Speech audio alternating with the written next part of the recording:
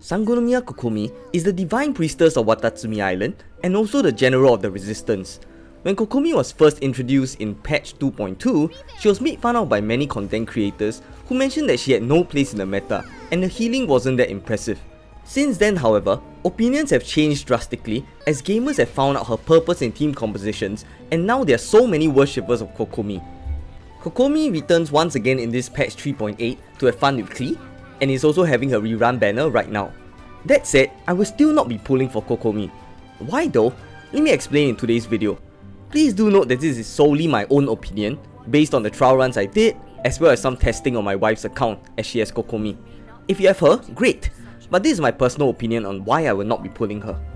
Before we begin the video, can I just say a very huge thank you to everyone for helping us to reach 1000 subscribers, yay! You have helped me to achieve a goal that I wanted since the very beginning. Of course, this is just the start. There will be more videos to come, and I foresee this channel growing even more. To all of you that were here since the start, you have my sincerest thanks, and let's grow more together. To those not subscribed, do consider doing so and join our family here. Without further ado, my name is ChargeCoin, and let's begin the video.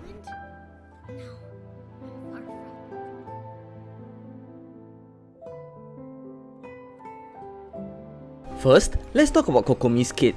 For elemental skill, she will summon a Bake Kurage, which literally translates to monster jellyfish. This jellyfish will deal AoE hydro damage and apply hydro to enemies while also healing the active character in your party.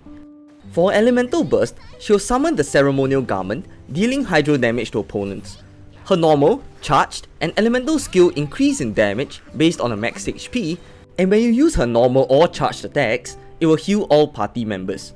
For Ascension Talent 1, she'll refresh the duration of the jellyfish on the field if you use her elemental burst.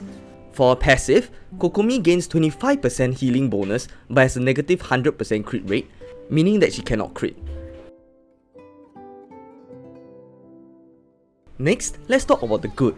As she's of the Hydro element, she provides good or few Hydro applications.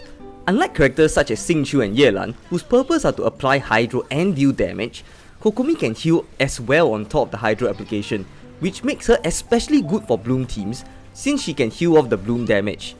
She ends up also being good for Freeze teams, especially with Ayaka. This is because if you want to build Ayaka with her supports Shenhe and Kazuha, you'll preferably want a healer to sustain her as well. As such, the only viable Hydro healer right now is Kokomi. Kokomi's jellyfish can also heal the active character fairly well.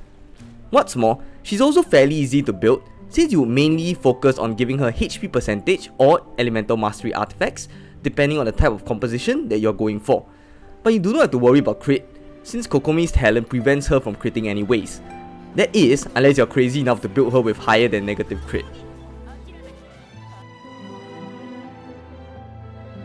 Kokomi's main selling point is her jellyfish, as it provides the Hydro application for so many beneficial reactions. However, I felt that this doesn't really work too well, mainly for two reasons. One, as enemies tend to move in Genshin, and since the jellyfish stays stationary, enemies who get out of the range will not be applied with Hydro, thereby losing you some elemental reactions. Second, which is the main deal breaker for me, is that while her jellyfish lasts 12 seconds, it isn't necessarily very long. To refresh the duration, you need to swap to Kokomi and use her elemental burst. The problem I have with this is that in the heat of battle, it is very easy to miss the window to swap to Kokomi and use her burst. If you miss that window, you will end up having to wait an additional 8 seconds before the jellyfish cooldowns, which will affect your rotations and the reactions that you can trigger. What's more, as Kokomi's jellyfish only heals the active character, it means that you will need to swap in the wounded character to get healed. As such, there's a chance that you may get hit by the enemy and end up getting your character defeated before he or she can even get the heals that they require. Finally, although in an elemental burst, Kokomi can heal the entire team, you need to first attack with her, which takes a bit too long. Characters that can burst heal such as Jean or Barbara may be more suited for healing the entire team. To conclude, while Kokomi is a great Hydro applicator and healer, I personally do not like her gameplay as much, as I find it difficult to ensure a jellyfish is up most of the time, and that the jellyfish's passive nature is bad for enemies who spawn away from or move out of the jellyfish's range. I personally rather use Xingqiu or Yelan for their Hydro application. But what do you think? Will you be pulling for Kokomi? Please do not stop yourself from pulling for Kokomi if you really want her, since she's in fact a good character nonetheless. If you're a Kokomi owner, do you share the same troubles as me? If not, feel free to convince me of her strengths in the comment section below. Trust me when I say I really want to pull for Kokomi as well, since she's adorable and her design is great, but because of her playstyle, I really cannot do so. With that, we have come to the end of today's video. Once again, a very huge thank you to everyone for helping me to reach 1000 subscribers. As I mentioned, this is just the beginning, so I hope that those already here, as well as new subscribers, will be here to follow the channel's journey as we grow even more. I post regular Genshin Impact and Honkai Star Rail videos, so do look forward to the next one. Thank you and bye bye!